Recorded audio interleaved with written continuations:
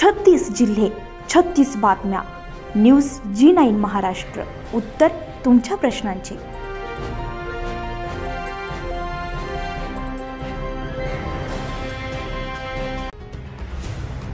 महात्मा ज्योतिराव फुले यांच्या जीवनावर फुले चित्रपट 11 एप्रिल रोजी प्रदर्शित केला जाणार होता.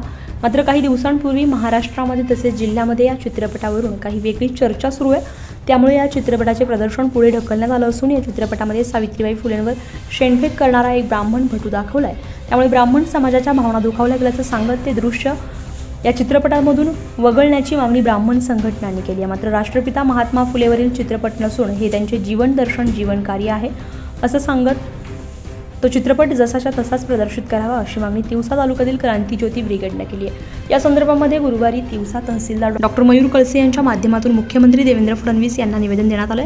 राष्ट्रपिता महात्मा फुले यांची कार्य ब्राह्मणांपासून तर शूद्रांपर्यंत संपूर्ण समाजासाठी महत्त्वाचं ठरलेलं आहे. एक ब्राह्मण बटू सावित्रीबाईंवर शेणफेक करतो हेच तर सत्य आहेच. शिवाय हा मुलगा हे प्रतिगामी मागासलेल्या विचारांचे प्रतीक आहे असं का समजू नये.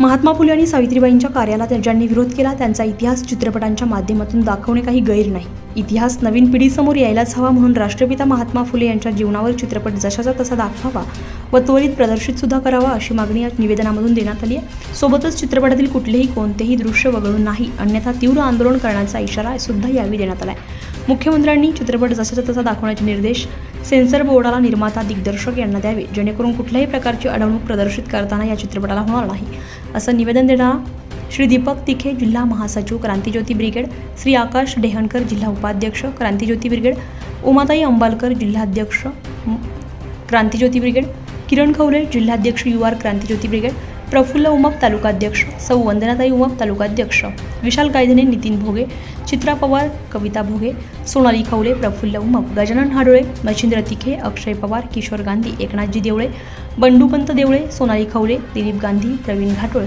राजूभाऊ गांधी, सागर बेले, प्रदीप वाघ आदी सर्व तालुक्यातील पदाधिकारी तसेच क्रांतीज्योती ब्रिगेडचे कार्यकर्ते उपस्थित होते. जय क्रांती.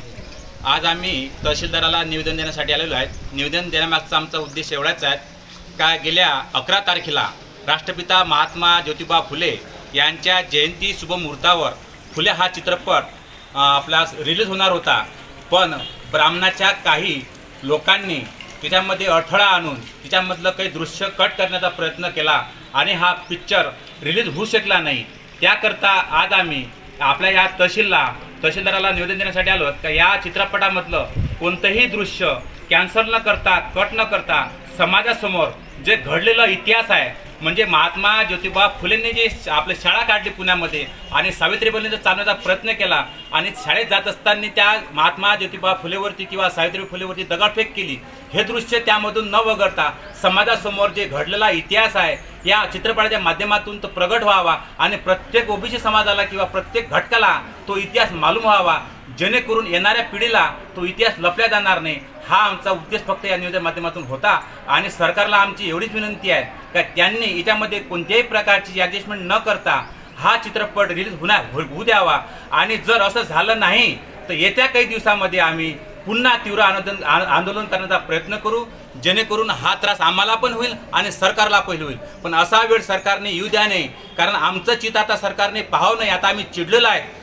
कारण महात्मा ज्योतिबा फुलेंनी फक्त एका घटकासाठी काम न करता पुऱ्या समाजासाठी काम केलं आणि ह्या समाजाचं काम हे प्रत्येक घटकाला माहीत आहे आणि हा फिल्मच्या माध्यमातून हा मांडण्याचा प्रयत्न इथं केलेला आहे. तरी आमचं पुनश्च ऐकूला सरकारनं आग्रहाचं निवेदन आहे का त्यांनी हा पिक्चर त्या पिक्चरमधले कोणत्याही प्रकारचं दृश्य कट न करता समाजासमोर मांडण्याचा प्रयत्न करावा जेणेकरून हा सर्व इतिहास जनतेला माहीत पडेल. न्यूज G9 महाराष्ट्रासाठी नंदकिशोर मते, तिवसा.